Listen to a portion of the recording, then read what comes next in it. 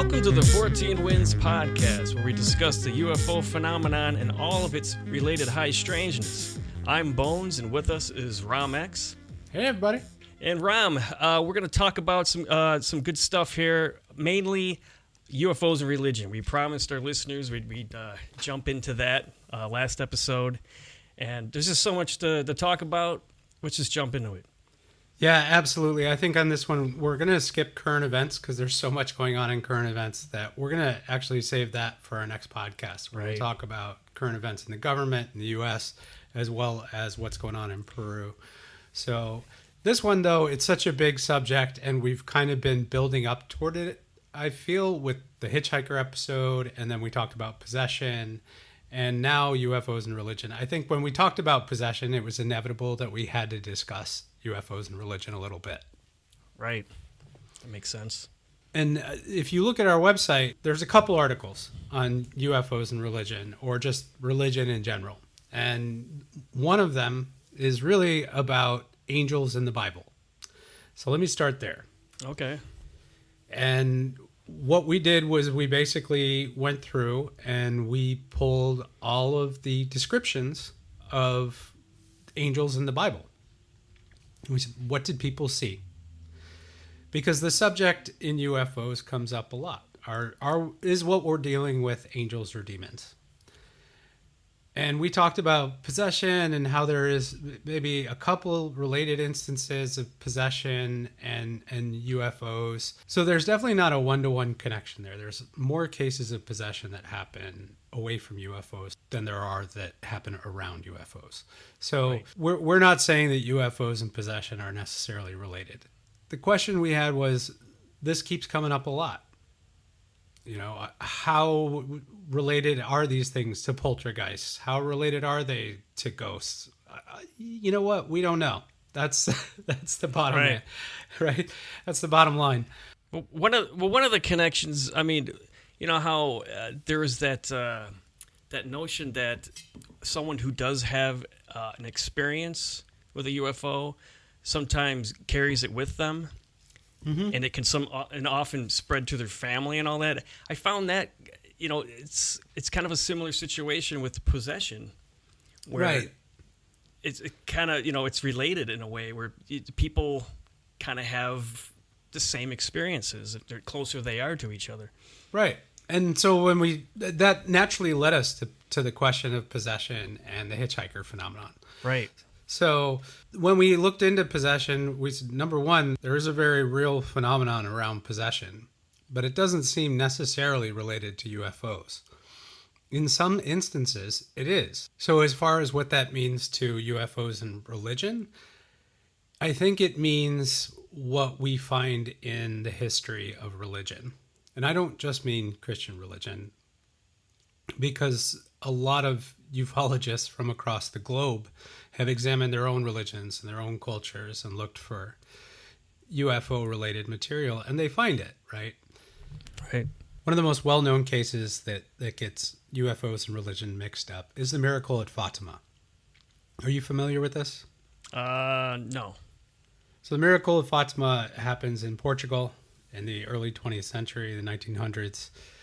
A couple of kids, or 3 kids, see an apparition, and the apparition tells them to come back to this spot, and all these things happen, and more people witness it. They tell more and more people to come back, and eventually there's a huge crowd, tens of thousands of people out there, and they all witness this thing. And this is now acknowledged by the Catholic Church as a miracle, and many of these people witnessed a UFO. They witnessed a silver disc in the sky. Oh, okay. And there were all sorts of effects that happened in the crowd. There were people that were healed, and there were people that were claimed to be injured, and the experiences among them was subjective, just like we've talked about in other episodes. So it appears to be a UFO event in the most classic of senses. And then you had the Catholic Church call it a miracle. The same Catholic Church that has been covering up UFOs, mind you. Right. We know for sure David Grush came out and said that we got one of those on a tip from the Vatican. We got one of those UFOs in our possession in America. Right. That was post World War II, right? That was from... Right. Yeah. So we mentioned this briefly before. How long has the Vatican known? And I think since the beginning is my answer. That if you're asking me what I think, and when it comes, this is important, when it comes to UFOs and religion, and when we say, yes, we think UFOs have gotten mixed up in religion, that does not mean that we think UFOs are responsible for your religion. Right. And that doesn't mean that your religion is wrong. It just means that sometimes these UFO nauts, whatever they may be, seem to interfere. So we just mentioned the miracle of Fatima, but Jacques Vallée gets much more ambitious. He goes into all sorts of miracles in the Bible and talks about other religions as well. So where does he get off saying that? He gets off saying that the same place historians and theologians get off saying it. They look at primary source material. So everyone should understand when we say this, and why do we say it, and what evidence is there? What evidence is there that UFOs have gotten mixed up in religion?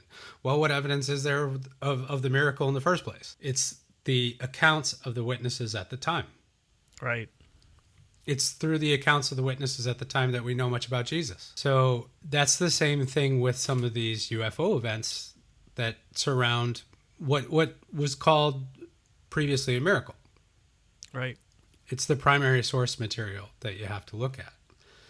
So when Vallée looks at some of this primary source material, and I wouldn't even say Vallée is the main researcher that I would point to on this one.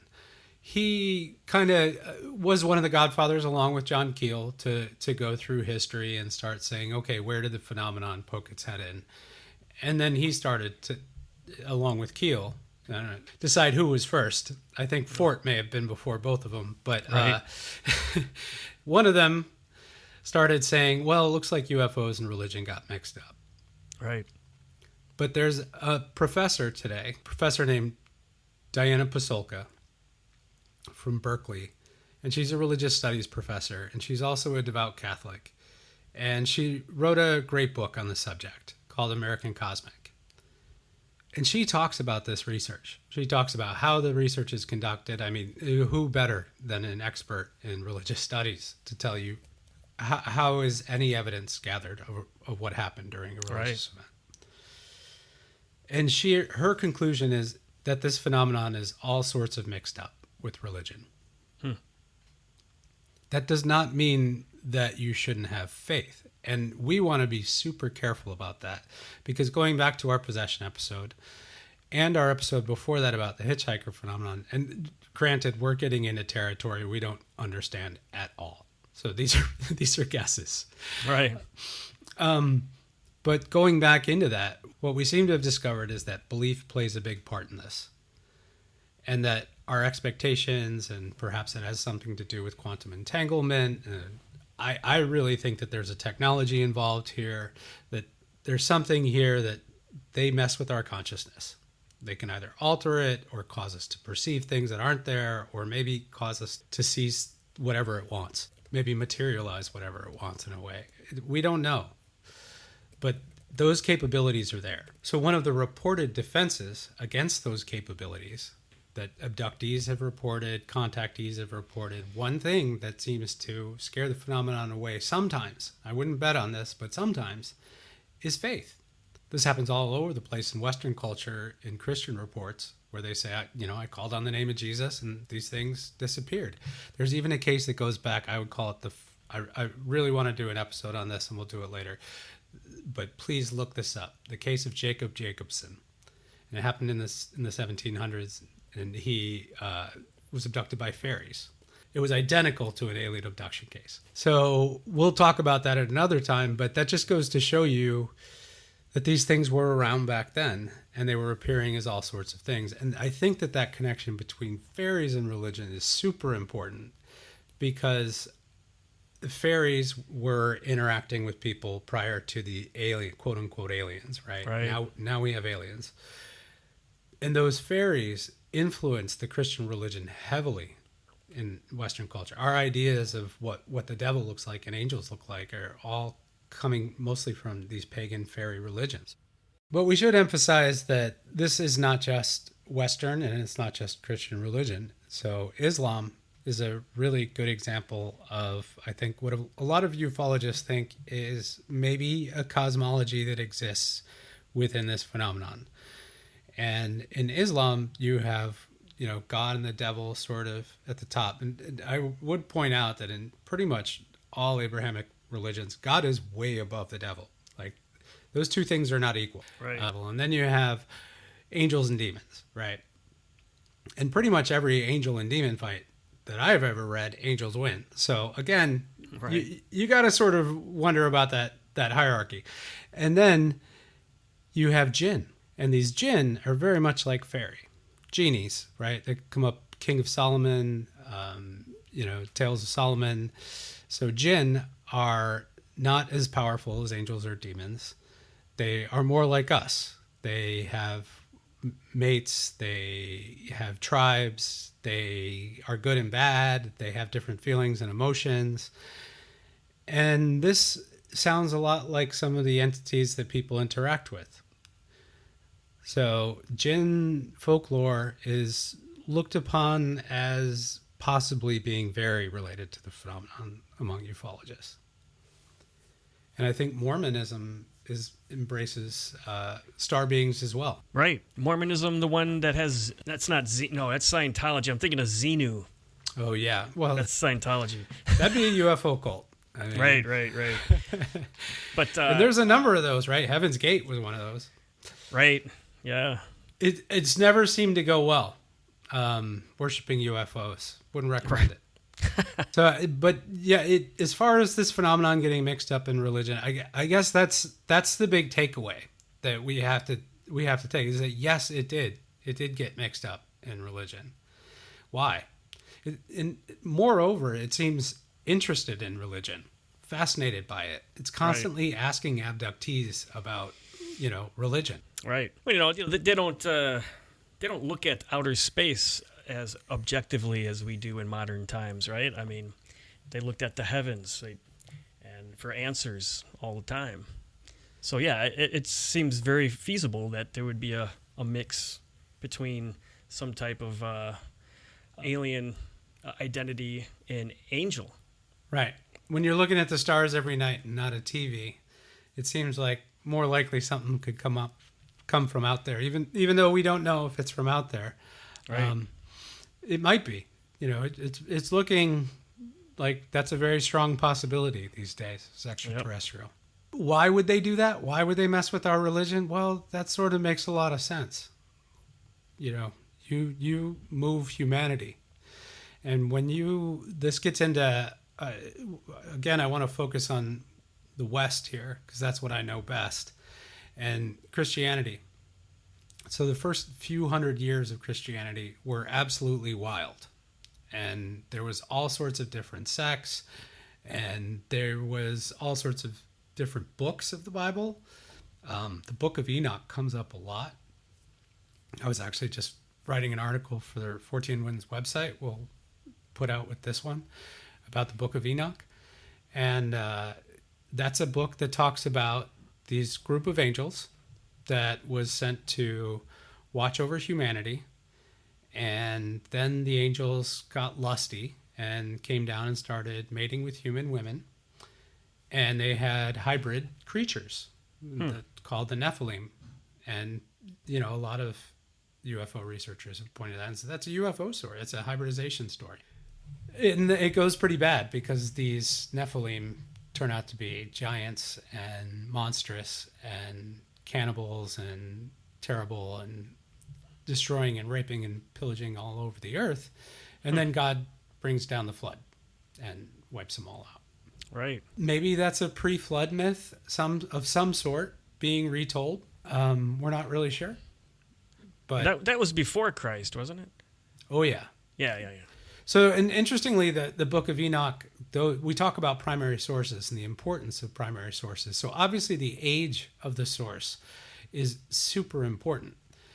So when we talk about the Book of Enoch, it's among the oldest Christian scripts that have ever been found. It was found among the Dead Sea Scrolls.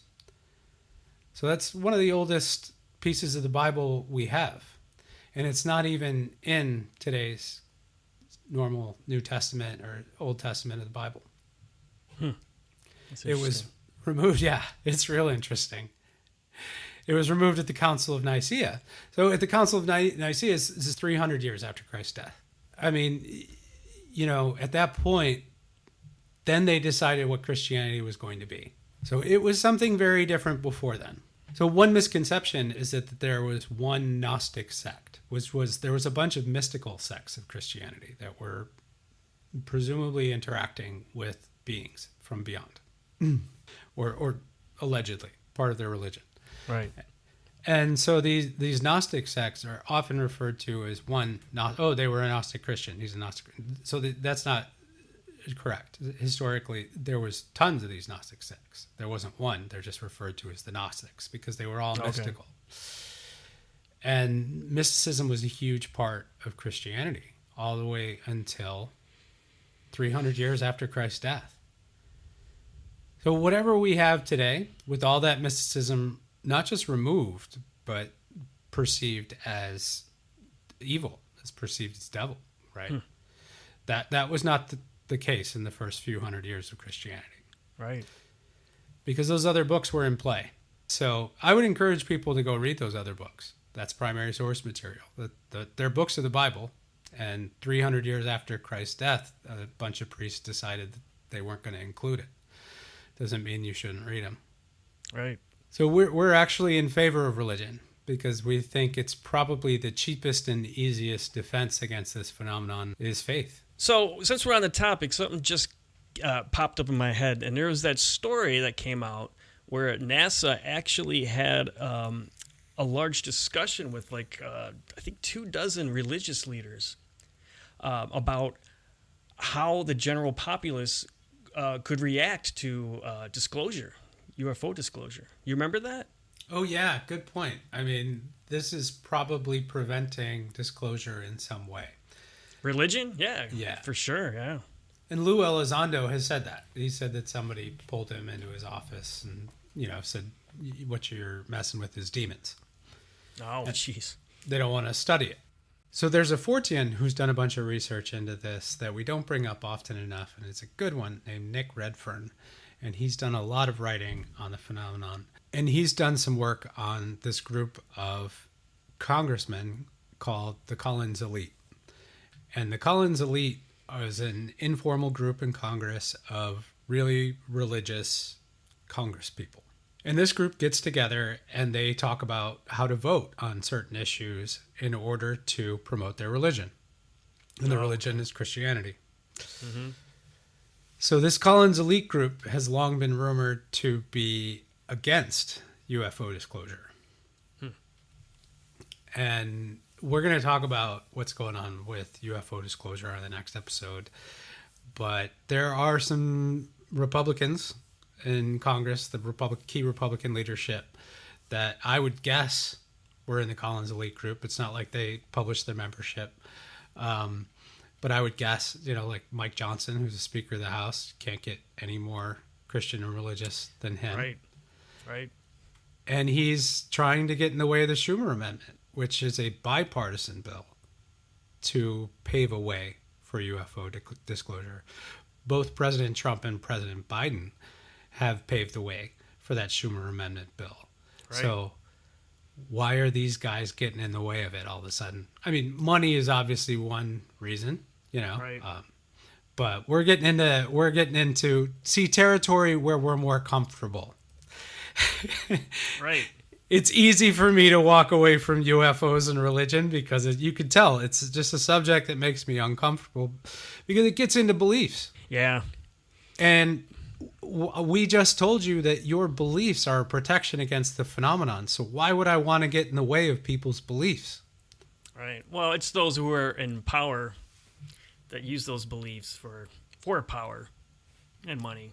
That's right. Yeah. That are pushing a narrative and an agenda of their own. Yeah. And anyone getting in the way of disclosure at this point is ignoring all the people that are being harmed by this phenomenon. Right, that's true too. But don't tell me it's all for our benefit. I mean, go tell all these abductees that. Right. Go tell me you're keeping it a secret for their benefit. See, here we go. The next episode's going to be a doozy, folks, but we're not going to do that. We're going to stay with religion. Right. And what we really wanted to say here is yes, it has been involved in religious events. And we can say that because of the primary source material. You can look at Diana Pasulka's work. You can look at Jacques Vallée's work. They point to primary source material. And if you don't like their research and if you think they're full of it, then that's fine. That's the evidence. That's the evidence that we would use to say, yeah, probably it does look like this phenomenon's gotten mixed up in our religion. Right. So there are some people who specialize in that part, and we are definitely not them. So we're looking forward to talking about Peru and what's going on down there in the next episode, both with the mummies and with the attacks on the Akitu people. And we want to talk about what's going on with the U.S. government, because there's a whole lot. And there's a whole lot that's come out. But yeah, it's developing as we speak. It is. Yeah. But as this comes up, this is a good opportunity for us to mention this. I've started to see the phenomenon research and people researching the phenomenon and people that I'm interacting with in the UFO community really in one of two categories, because I'm talking to people from the outside and they're like, oh, you're a UFO researcher like this guy. And I'm like, not really. We do completely different things, but we're both into UFOs. So just to clarify for people like where we are and where we sit on all this, I would look at these things as two different things. I would look at there's a push and a path towards disclosure happening right now. And there are people who are helping socialize that and talking about it, and that's great. And then there is the UFO research, which has been going on for, 100 years at least. And that really is the part we're more interested in. Right. Because this government stuff, I'd be very interested in whatever data they're willing to share. And I'm interested in what they're talking about, because it kind of tells us where we should be looking on the research side. But we are into the UFO research. So, right. But again, I mean, think about that, just the implications of NASA. When you talk about scientific research and development, you think NASA, right? The pinnacle of that in the world. And it just was, I think, 2016, they were actually asking, what if we do actually disclose? I think that's huge. NASA, who is, you would think, the most, atheist organization on the planet, right? Meeting with a bunch of religious leaders. Yeah, it's interesting. It's interesting, but we know that like the Catholic Church tried to get ahead of this, years ago. True. The Pope said, "Hey, we're cool with extraterrestrials, and if they're here, that's totally fine. Right. Catholicism is still fine." And I'll kind of I like his stance on that. I'm good you gotta with respect that. I think he said the same thing about evolution too. He's like, we could still hang. It's okay. Yeah. It's a smart Pope. Yeah. He's taking a lot of heat for it, though. Oh, yeah. Strange times. Yeah, that's UFOs and religion. Maybe we'll come back to this. I feel like it's a big subject, but it will come back. It's naturally going to come back, right? Yeah, but we wanted to introduce you to those basic ideas of, yes, it's been involved. You can look at the primary source material, and then maybe we'll talk about some more specific things later on down the road. Right on. Well, I'm looking forward to next time. We're going to tear it up.